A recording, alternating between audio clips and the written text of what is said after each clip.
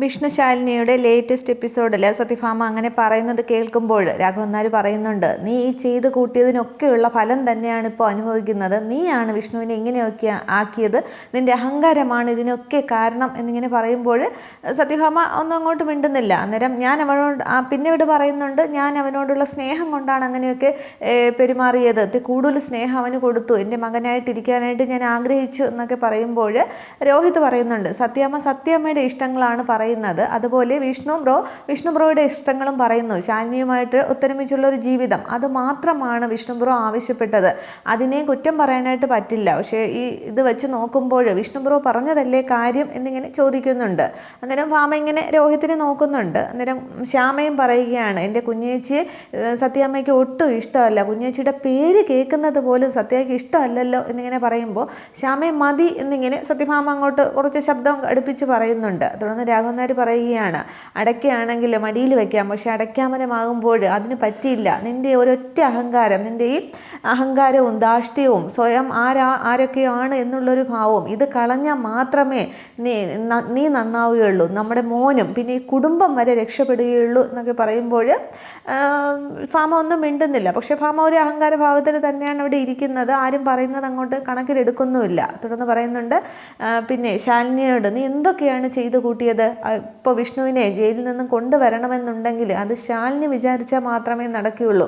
ചന്ദ്രബോസിനെ പോലെയുള്ള മുട്ടാളന്മാരോട് എതിർത്ത് പൊരുതി നിൽക്കണമെന്നുണ്ടെങ്കിൽ നീ പലപ്പോഴും പുച്ഛിച്ച് തള്ളിയ IAS പദവി ഉണ്ടല്ലോ, ആ കളക്ടർ പദവി ഉണ്ടെങ്കിൽ മാത്രമേ അതിന് സാധിക്കുകയുള്ളൂ. അല്ലാതെ നിൻ്റെ ഈ അഹങ്കാരവും ധാർഷ്ട്യവും കൊണ്ടൊന്നും ഒന്നും നടക്കാനായിട്ട് പോകുന്നില്ല എന്നിങ്ങനെ എടുത്തെടുത്ത് രാഘവൻ നായർ പറയുന്നുണ്ട്. അന്നേരവും ഭാമ ഇങ്ങനെ നോക്കിക്കൊണ്ട് നിൽക്കുകയാണ്. എന്നിട്ട് പറയുകയാണ്, നിനക്ക് പറ്റുമെങ്കിൽ നീ ഒന്ന് നന്നാവ്, നിനക്ക് നന്നാവാനുള്ള സമയം അങ്ങോട്ട് അതിക്രമിച്ച് കഴിയുകയാണ്. പക്ഷേ നീ എല്ലാവരെയും ഒന്ന് മനസ്സിലാക്കാനും നീ ഒന്ന് സ്വയം ചിന്തിച്ച് നോക്ക്, നീ എന്തൊക്കെയാണ് ചെയ്ത് കൂട്ടിയത് എന്നുള്ളതൊക്കെ.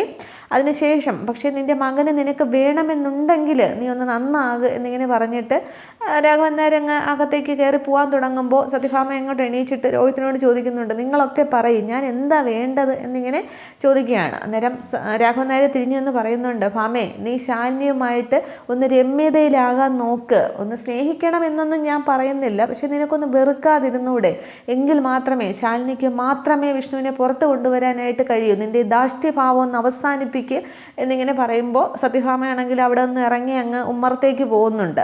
അന്നേരം രാഘവൻ നായർ പറയുകയാണ്, നന്നാവില്ല, ഒരിക്കലും നന്നാവില്ല, കുടുംബം മൊത്തം നശിച്ചു എന്ന് പറഞ്ഞിട്ട് പിള്ളയോടൊക്കെ ദേഷ്യപ്പെട്ടിട്ട് രാഘവൻ നായർ അങ്ങ് അകത്തേക്ക് കയറി പോകുന്നുണ്ട്. ഇന്ന് നിനക്ക് നേരെ പുറംതിരിഞ്ഞ് നിന്നവനാണെങ്കിൽ നാളെ നിനക്കെതിരെ കല്ലെറിയുക തന്നെ ചെയ്യും. അതിന് അവനെ കുറ്റം പറയാനായിട്ട് പറ്റില്ല. നിൻ്റെ ഈ ധാർഷ്ട്യഭാവം പറയുന്നത് നടക്കണമെന്നുള്ള അഹങ്കാരമൊക്കെ അവസാനിപ്പിച്ചാൽ മാത്രമേ കുടുംബം രക്ഷപ്പെടൂ എന്നൊക്കെ രാഘവൻ നായർ തുടരെ പറയുമ്പോൾ ഭാമ അതൊന്നും കേൾക്കാതെ നിൽക്കുകയാണ്. തുടർന്നാണെങ്കിൽ ഈ ഉമ്മറത്തേക്ക് ഇറങ്ങി വരുന്ന ഭാമയാണെങ്കിൽ സങ്കടപ്പെടുന്നുണ്ട്. എല്ലാവരും എന്നെ കുറ്റം പറയുകയാണ്, ഇന്ന് എൻ്റെ മകനും എന്നെ തള്ളി പറഞ്ഞു എന്ന് പറഞ്ഞിട്ട് വിഷ്ണു പറഞ്ഞത് ഓർമ്മിക്കുന്നുണ്ട്. ഇനി അമ്മയ്ക്ക് നേരെ ഞാൻ നോക്കണമെങ്കിൽ എൻ്റെ കൂടെ ശാലിനി ഉണ്ട്, എന്നമ്മ ശാലിനി അംഗീകരിക്കുന്നോ അന്ന് മാത്രമേ ഞാൻ അമ്മ എൻ്റെ മുന്നിൽ വരാവൂ, അല്ലാതെ എൻ്റെ മുന്നിൽ വരണ്ട എന്നൊക്കെ പറഞ്ഞത് ഓർക്കുന്നുണ്ട്. രാഘവൻ നായർ ഈ പറഞ്ഞ കാര്യങ്ങളൊക്കെ ഓർക്കുകയാണ്. അന്നേരം പക്ഷേ എൻ്റെ മകനെ കൈവിടാനായിട്ട് എനിക്ക് കഴിയില്ല, എനിക്ക് അവനെ വേണം, ഇനി എനിക്ക് അവന് കുറച്ച് ഭക്ഷണം എൻ്റെ കൈകൊണ്ട് തന്നെ ഉണ്ടാക്കി കൊടുക്കണം എന്ന് പറഞ്ഞിട്ട് അവനെ വിട്ടുകളയാനായിട്ട് പറ്റില്ല എന്നൊക്കെ സങ്കടത്തോടെ ഓർമ്മിക്കുന്ന ഭാമയാണെങ്കിൽ അടുക്കളയിലേക്ക് പോയി വിഷ്ണുവിന് വേണ്ടുന്ന ഭക്ഷണമൊക്കെ ഉണ്ടാക്കുകയാണ്. ഭക്ഷണം ഉണ്ടാക്കുന്ന ഭാമ പറയുന്നുണ്ട്, ഒരുപാട് കാലമായി അവന് ഞാൻ ഭക്ഷണം എൻ്റെ കൈകൊണ്ട് ഉണ്ടാക്കി കൊടുത്തിട്ട് പലരും കൊണ്ടുവരുന്ന ഭക്ഷണത്തിൻ്റെ രുചിയെപ്പറ്റിയും പറയാറുണ്ട്, പക്ഷെ ആദ്യമായിട്ട് അവൻ ഭക്ഷണത്തിൻ്റെ രുചി അറിഞ്ഞത് എൻ്റെ കൈകൊണ്ട് ഉണ്ടാക്കിയതല്ലേ, അപ്പോൾ ഞാൻ തന്നെ അവന് ഉണ്ടാക്കി കൊടുക്കണം, ഞാൻ തന്നെ ഉണ്ടാക്കുമെന്ന് പറഞ്ഞിട്ട് മലക്കറിയൊക്കെ അരിയുന്നുണ്ട്. അതിനുശേഷം കല്ലിൽ അരച്ചൊക്കെയാണ് സത്യഭാമ വിഷ്ണുവിന് വേണ്ട ഭക്ഷണമൊക്കെ തയ്യാറാക്കുന്നത്. ഇതേസമയം ശാലിനിയാണെങ്കിൽ കുടുംബശ്രീ വീട്ടിലെത്തുന്നുണ്ട്. അന്നേരം ശാരദാമ്മയും ശാന്തയും ഒക്കെ കാത്തു നിൽക്കുകയാണ്. അന്നേരം വിഷ്ണുവിൻ്റെ കാര്യം എന്തായി എന്ന് ചോദിക്കുമ്പോൾ ചന്ദ്രബോസ് ഗുണ്ടായിസം കാണിക്കുകയാണ്, എഴുതി പിടിപ്പിക്കാവുന്നതൊക്കെ എഴുതി പിടിപ്പിച്ചിരിക്കുകയാണ്, ജാമ്യം കിട്ടിയില്ല എന്ന് പറയുന്നുണ്ട്. അന്നേരം ജാമ്യം കിട്ടിയില്ലേ എന്നിങ്ങനെ ഓർത്ത് ശാരദാമ്മ സങ്കടപ്പെടുന്നുണ്ട്. അന്നേരം സഹിക്കുന്നതിനൊക്കെ ഒരു പരിധി ചന്ദ്രബോസിൻ്റെ കാര്യങ്ങളും സ്റ്റേഷനിലെ കാര്യങ്ങളും കേസിൻ്റെ കാര്യങ്ങളും ഒക്കെ ശാലിനി അവിടെ ശാരദാമ്മയോട് സംസാരിക്കുന്നുണ്ട്. അന്നേരം പറയുകയാണ്, ഇതിനൊക്കെ ഓടി നടക്കാനായിട്ട് നീ മാത്രമല്ലേ ഉള്ളൂ, തലയിലെ മുറിവ് നീ കാര്യമായിട്ട് എടുക്കുക തന്നെ വേണം. സത്യാമ്മയുടെ കാര്യമാണെങ്കിൽ അറിയാമല്ലോ, വായി തോന്നുന്നതൊക്കെ പറയാനല്ലാതെ കാര്യഗൗരവത്തോടു കൂടി ഒന്നും ചെയ്യാനായിട്ടും അറിയില്ല. വെറുപ്പിക്കാനാണെങ്കിൽ അല്ല വൃത്തിയായിട്ട് അങ്ങോട്ട് ചെയ്യുകയും ചെയ്യും എന്നിങ്ങനെ പറയുന്നുണ്ട്. ഒരു കൈസഹായത്തിന് പോലും മോൾക്ക് ആരുമില്ലല്ലോ, എൻ്റെ അവസ്ഥ തന്നെയാണല്ലോ നിനക്കും ഇപ്പോൾ എന്നിങ്ങനെ പറയുകയാണ്. മക്കളെങ്കിലും നന്നായിട്ട് ജീവിക്കും, അങ്ങനെ ഒരു ആഗ്രഹം എനിക്കുണ്ടായിരുന്നു. ഇനിയിപ്പോൾ ഞാനായിട്ട് ഒന്നും ആഗ്രഹിക്കുന്നില്ല, വരുന്നതൊക്കെ വരുന്നിടത്ത് വെച്ച് കാണാം എന്നിങ്ങനെ പറഞ്ഞ് ശാരദാമ്മ സങ്കടപ്പെടുകയും ശാലിനിയെ ആശ്വസിപ്പിക്കുകയും ഒക്കെ ചെയ്യുന്നുണ്ട്. അന്നേരം ശാലിനി പറയുകയാണ്, ചരിത്രം ആവർത്തിക്കുകയാണെന്ന് കരുതിയാൽ മതി അമ്മേ, അന്ന് അച്ഛൻ ജയിലിലൊന്നും അല്ലായിരുന്നല്ലോ, പക്ഷേ ഇതിപ്പോൾ ലോക്കപ്പിലാണ് എന്നുള്ളൊരു ആശ്വാസമുണ്ടല്ലോ എന്ന് പറയുന്നുണ്ട്. അന്നേരം വിഷ്ണുവിൻ്റെ അവസ്ഥ ഇപ്പോൾ എങ്ങനെയാണെന്ന് ചോദിക്കുന്നുണ്ട്. അന്നേരം ചന്ദ്രബോസിൻ്റെ പരിഹാസങ്ങളൊക്കെ കേട്ട് കടിച്ചു പിടിച്ച് നിൽക്കുകയാണ് എന്നിങ്ങനെ പറയുന്നുണ്ട്. അന്നേരം മനസ്സാ വാച കർമ്മണ അറിയാത്ത കാര്യങ്ങളല്ലേ അവൻ്റെ തലയിലോട്ട് വച്ച് കൊടുത്തിരിക്കുന്നത്. ഇതിപ്പോൾ കൊലപാതക കുറ്റം കൂടിയാകുമ്പോൾ പാവം എന്ന് പറഞ്ഞ് ശാരദാമ്മ സങ്കടപ്പെടുന്നുണ്ട്. അന്നേരം ആകെ തകർന്നിരിക്കുകയാണ് എന്നൊക്കെ പറയുമ്പോൾ ശാരദാമ്മ ചോദിക്കുന്നുണ്ട് വിഷ്ണുവിനുള്ള ഭക്ഷണമൊക്കെ എങ്ങനെയാണ് എന്നുള്ളത്. അന്നേരം അത് ചന്ദ്രബോസിൻ്റെ അനുമതി വേണം, പക്ഷേ എൻ്റെ ഒരു താല്പര്യത്തിൽ കൊണ്ടുപോയി നോക്കാം എന്നിങ്ങനെ പറയുന്നുണ്ട്. അതിന് വേണ്ടിയിട്ടാണ് ഞാൻ വന്നത്, എന്തെങ്കിലും ഉണ്ടെങ്കിൽ എടുത്ത് വെക്കാൻ പറയുകയാണ്. തുടർന്ന് ശാരദാമ്മ ശാന്തിയോട് പറയുന്നുണ്ട്, കുറച്ച് ചോറും കറികളും എടുത്തൊരു കാരിയറിലാക്കി വെക്കുക, ശാലിനി പോകുമ്പോൾ കൊടുത്തയക്കാം. അന്നേരം അത് റെഡിയാക്കാനായിട്ട് ശാന്ത അടുക്കളയിലേക്ക് പോകുന്നുണ്ട്. തുടർന്ന് അതിന് മുന്നേ ശാരദാമ്മ ചോദിക്കുന്നുണ്ട്, പിന്നെ ഈ ചന്ദ്രബോസ് എന്ന് പറയുന്നത് ACP അല്ലേ, അപ്പോൾ കളക്ടർ പറയുന്നത് കേൾക്കേണ്ട ആളല്ലേ എന്ന് ചോദിക്കുമ്പോൾ അയാളുടെ അധികാര പരിധിയിലേക്കൊന്നും നമുക്ക് ഇടപെടാനായിട്ട് പറ്റില്ല, പിന്നെ അതിനൊക്കെ കുറേ ഏറ്റുപിടിക്കും, അതിനകത്ത് ഒന്നും കഴിയില്ല എന്നിങ്ങനെ പറയുകയാണ്. വ്യക്തമായ തെളിവുകളോടൊക്കെ കൂടിയല്ലേ ഇരിക്കുന്നത് എന്നൊക്കെ പറഞ്ഞ് വിഷ്ണുവിൻ്റെ അവസ്ഥയെക്കുറിച്ച് ഓർത്ത് സങ്കടപ്പെടുകയും ശാലിനിക്ക് കുറേ ധൈര്യമൊക്കെ കൊടുക്കുകയും ശാരദാമ്മ ചെയ്യുന്നുണ്ട്. അങ്ങനെ വിശന്നിരിക്കുന്ന ആളൊന്നുമല്ല, ഇഷ്ടമുള്ള ഭക്ഷണമൊക്കെ ചോദിച്ച് കഴിക്കുന്ന ആളാണ്. ഇതിപ്പോൾ എങ്ങനെ എന്തോ എന്നൊക്കെ പറഞ്ഞ് ശാലിനി സങ്കടപ്പെടുമ്പോൾ എൻ്റെ കാര്യം ഓർത്ത് മോൾ വിഷമിക്കുകയൊന്നും വേണ്ട, അവന് ഈശ്വരൻ ശക്തി നൽകിക്കോളും, പിന്നെ അവൻ്റെ ചുറ്റുമുള്ള ശത്രുക്കളുടെ കാര്യം അതും അങ്ങോട്ട് ഈശ്വരൻ നോക്കിക്കോളും, നമ്മളൊരു തെറ്റും ചെയ്തിട്ടില്ലല്ലോ, അപ്പോൾ നമുക്കൊരു നല്ല ദിവസം നമ്മളെ തേടി വരിക തന്നെ ചെയ്യും എന്നിങ്ങനെ ശാരദാമ്മ ശാലിനിയോട് പറയുന്നുണ്ട്. ഇതേസമയം സത്യഭാമ അവിടെ വിഷ്ണുവിന് ഇഷ്ടപ്പെട്ട ഭക്ഷണങ്ങളെല്ലാം ഉണ്ടാക്കുന്നുണ്ട്. ഓരോന്നും ഇങ്ങനെ ഉണ്ടാക്കി എടുത്തു വെച്ചിട്ട്, ഇത് മാമ്പഴ പുളിശ്ശേരി അവന് ഏറ്റവും ഇഷ്ടമുള്ളതാണ്, ഇതൊരിക്കൽ കഴിച്ചിട്ട് അവൻ കൂട്ടുകാരെയും കൂട്ടി ഇവിടെ വന്ന് പറഞ്ഞതൊക്കെ എനിക്ക് ഓർമ്മയുണ്ട്. പിന്നെ പാവയ്ക്ക കൊണ്ടാട്ടം, പപ്പടം, ഉള്ളിത്തീയൽ, ഇതെന്നെ കൊണ്ട് പ്രത്യേകിച്ച് ഉണ്ടാക്കുന്നതാണ് എന്നൊക്കെ പറഞ്ഞ് അങ്ങ് ഭയങ്കര സന്തോഷത്തോടു കൂടി ആവേശത്തോടു കൂടി വിഷ്ണു കഴിക്കുമെന്നുള്ള ഒരു ഉദ്ദേശത്തിൽ ഇതെല്ലാം തയ്യാറാക്കി എല്ലാം ഒരു പാത്രത്തിലടച്ച് സത്യഭാമ ജയിലിലേക്ക് കൊണ്ടുപോകുന്നുണ്ട്, സ്റ്റേഷനിലേക്ക് കൊണ്ടുപോവുകയാണ്. തുടർന്ന് വെളിയിൽ നിൽക്കുന്ന പോലീസുകാരോട് വിഷ്ണുവിനെ കാണാനാണെന്ന് പറയുമ്പോൾ കയറി കണ്ടോളൂ എന്ന് ഇങ്ങനെ അവർ പറയുന്നുണ്ട്. തുടർന്ന് ഇങ്ങനെ അകത്തേക്ക് കയറുമ്പോൾ വിഷ്ണു കാണുന്നുണ്ട്. അന്നേരം വിഷ്ണു പെട്ടെന്ന് കഴിഞ്ഞ ദിവസം നിന്നതുപോലെ അങ്ങ് ചുവരിൽ ചാരി അങ്ങോട്ട് തിരിഞ്ഞ് തന്നെ നിൽക്കുന്നുണ്ട്. അന്നേരം അകത്തു നിന്ന കോൺസ്റ്റബിളിനോട് ഈ ഭക്ഷണം വിഷ്ണുവിന് കൊടുക്കാനാണ്, എൻ്റെ മോനാണെന്നൊക്കെ പറയുമ്പോൾ അത് പുറത്തു നിന്നുള്ള ഭക്ഷണമൊന്നും, പിന്നെ ACP സാർ ഇവിടെ ഇല്ല എന്ന് പറയുമ്പോൾ ഇത് കുറച്ച് ഭക്ഷണമല്ലേ, വേറൊന്നും അല്ലല്ലോ, അകത്ത് കിടക്കുന്ന എൻ്റെ മകനാണ്, ഞാനവൻ്റെ അമ്മയല്ലേ, അവ ഒന്നും കഴിച്ചിട്ടുണ്ടാവില്ല, ഇതൊന്ന് കൊടുത്താൽ മാത്രം മതി, മക്കൾ വിശന്ന് കിടക്കുമ്പോൾ അത് എനിക്ക് എങ്ങനെയാണ് അവിടെ നിന്ന് ഭക്ഷണം കഴിക്കാനായിട്ട് കഴിയുക, അവർക്കൊന്നും തോന്നില്ലായിരിക്കും, പക്ഷേ എനിക്ക് വെള്ളം പോലും ഇറങ്ങില്ല എന്നൊക്കെ പറഞ്ഞ് സങ്കടത്തോടു കൂടി ഭാമ അങ്ങ് സംസാരിക്കുകയാണ്. അന്നേരം വിഷ്ണു ഇതൊക്കെ കേട്ട് ശ്രദ്ധിച്ച് നിൽക്കുന്നുണ്ട്, പക്ഷേ വിഷ്ണു മുഖം തിരിക്കുന്നില്ല. തുടർന്ന് ഈ സത്യഭാമയുടെ വളരെ താഴ്ന്നുള്ള സംസാരവും സങ്കടവും ഒക്കെ കേട്ടുകൊണ്ട് ശരി ശരി അവിടെ വെച്ചോളൂ എന്ന് ആ കോൺസ്റ്റബിൾ പറയുന്നുണ്ട്.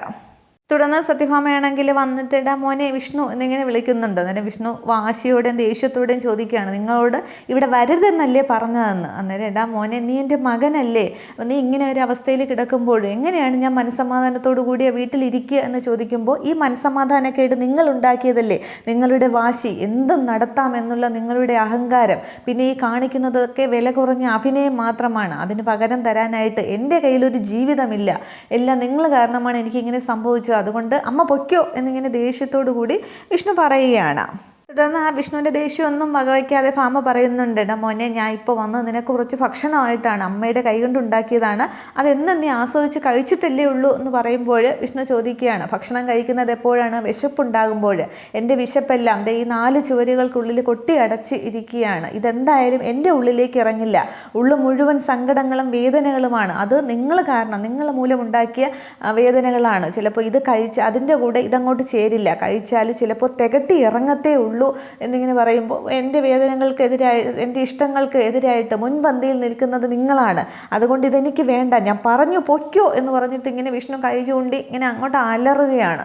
അന്നേരം ഭാമയ്ക്ക് അങ്ങോട്ട് സങ്കടം വരുന്നുണ്ട്. അന്നേരം ആ കോൺസ്റ്റബിൾ ഇതെല്ലാം കേട്ടുകൊണ്ട് നിൽക്കുകയാണ്. അന്നേരം കോൺസ്റ്റബിൾ വന്ന് പറയുകയാണ്, ഇത് എന്തെങ്കിലും ഉണ്ടെങ്കിൽ പെട്ടെന്ന് വേണം എന്നിങ്ങനെ കുറച്ച് ദേഷ്യത്തോടു കൂടി കോൺസ്റ്റബിൾ പറയുന്നുണ്ട്.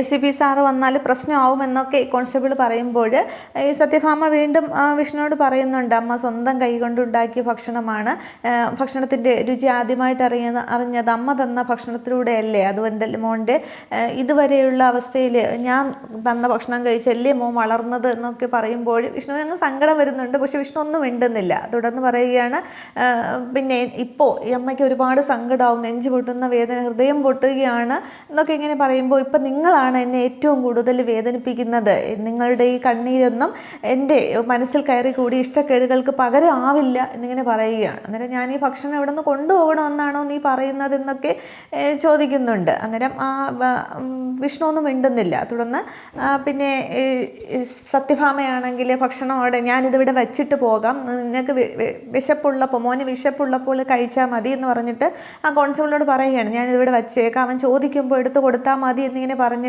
സത്യഭാമ ഭക്ഷണം അവിടെ വച്ചിട്ട് അങ്ങോട്ട് പോകാൻ തുടങ്ങുമ്പോൾ വിഷ്ണു അങ്ങോട്ട് ദേഷ്യപ്പെടുകയാണ്. പോലീസുകാരനോട് പറയുന്നത്, അവരോട് ഇത് എടുത്തുകൊണ്ട് പോകാനായിട്ട് പറയുമെന്ന്. അന്നേരം ഭാമ ഇങ്ങനെ ശ്രദ്ധിക്കുകയാണ്, അവർ നിങ്ങൾ എന്നൊക്കെയാണ് സത്യഭാമയെ വിഷ്ണു വിളിക്കുന്നത്. അന്നേരം പറയുന്നുണ്ട്, എൻ്റെ മനസ്സിൽ കയറി കൂടിയ ഇഷ്ടക്കേടുകൾക്കെന്നും നിങ്ങളുടെ ഈ കണ്ണീര് മതിയാവില്ല, ഒന്നിനും പകരമാകില്ല, വീണ്ടും വീണ്ടും നിങ്ങൾ എന്നെ വേദനിപ്പിച്ചുകൊണ്ട് തന്നെയാണ് ഇരിക്കുന്നത് എന്നൊക്കെ ഇങ്ങനെ പറയുന്നുണ്ട്. അന്നേരം ഭാമയാണെങ്കിൽ പറയുന്നുണ്ട്, ഇത് എൻ്റെ കൈ കൊണ്ടുണ്ടാക്കിയതാണ്, മിക്സിയിൽ അരയ്ക്കാതെ അരകല്ലിൽ അരച്ചുണ്ടാക്കിയ മുളക് ചമ്മന്തി മോന് ഒരുപാട് ഇഷ്ടമല്ലേ, ആ കല്ലിൽ ചോറ് കുഴച്ച് എത്ര തവണ ഞാൻ മോന് വാരി തന്നിട്ടുണ്ട്, അത് മാത്രം മതിയായിരുന്നല്ലോ നിനക്ക് ചോറുണ്ണാൻ എന്നൊക്കെ പറയുമ്പോൾ വിഷ്ണുവിനങ്ങ് സങ്കടം വരുന്നുണ്ട്. പക്ഷെ വിഷ്ണു നോക്കുന്നില്ല. തുടർന്ന് പറയുകയാണ്, നിധി പോലെ ഞാനിതിൽ കൊണ്ടുവന്നത് അമ്മയുടെ കൈ കൊണ്ട് ആ കല്ലിൽ അരച്ചുണ്ടാക്കിയ ചമ്മന്തി കുഴച്ച ചോറാണ് ഞാൻ കൊണ്ടുവന്നിരുന്നത്, ഹൃദയം പൊട്ടുന്ന വേദനയോട് ഞാൻ ഇവിടെ നിന്ന് ഇറങ്ങുകയാണ്.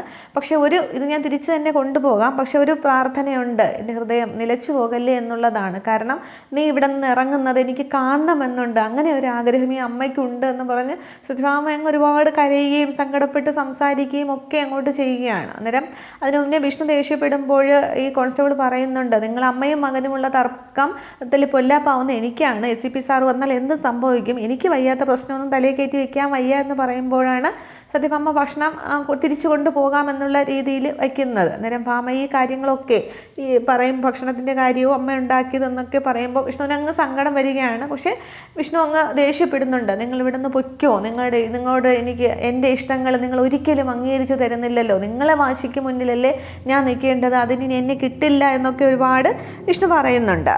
തുടർന്ന് ഇറങ്ങുകയാണ് അമ്മ എന്നൊക്കെ പറഞ്ഞ് സങ്കടത്തോടെ ഭാമ അവിടെ നിന്ന് ആ ഭക്ഷണം എടുത്തുകൊണ്ട് ഇറങ്ങുകയാണ്. അന്നേരം പിന്നെ അതൊരു സങ്കട സീൻ തന്നെയാണ്. ഭാമയുടെ ആ സങ്കടവും വിഷ്ണുവിൻ്റെ സങ്കടവും കാണേണ്ടത് തന്നെയാണ്. അന്നേരം വിഷ്ണു പറയുന്നുണ്ട്, പിന്നെ എൻ്റെ ഈ നിലപാടുകളിൽ നിന്നും തീരുമാനങ്ങളിൽ നിന്നും അമ്മയെ സങ്കടപ്പെടുത്താനല്ല, പക്ഷേ എനിക്കതിൽ നിന്ന് മാറാനായിട്ട് സാധിക്കില്ല.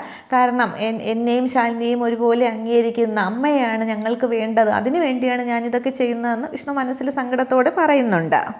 തുടർന്ന് സത്യഭാമ സ്റ്റേഷനിൽ നിന്ന് ഇറങ്ങുമ്പോൾ ശാലിനി വണ്ടിയിൽ വന്ന് നിൽക്കുന്നുണ്ട്. അതിനുശേഷം ശാലിനി ഇറങ്ങുകയാണ്. അന്നേരം നടന്നു വരുന്ന ശാലിനിയെ സത്യഭാമ ഇങ്ങനെ ശ്രദ്ധിക്കുകയാണ്. സത്യഭാമ കൊണ്ടുവന്നതുപോലെ ഒരു കാരിയറിൽ ഭക്ഷണവുമായിട്ടാണ് ശാലിനിയും വരുന്നത്. അന്നേരം ആ പാത്രവും ശാലിനിയെയും നടന്നു വരുന്ന ശാലിനിയെയും നോക്കി സത്യഭാമ ഇങ്ങനെ അവിടെ നിൽക്കുന്നുണ്ട്. ഇത്രയും ആകുമ്പോൾ എപ്പിസോഡ് അവസാനിക്കുകയാണ്.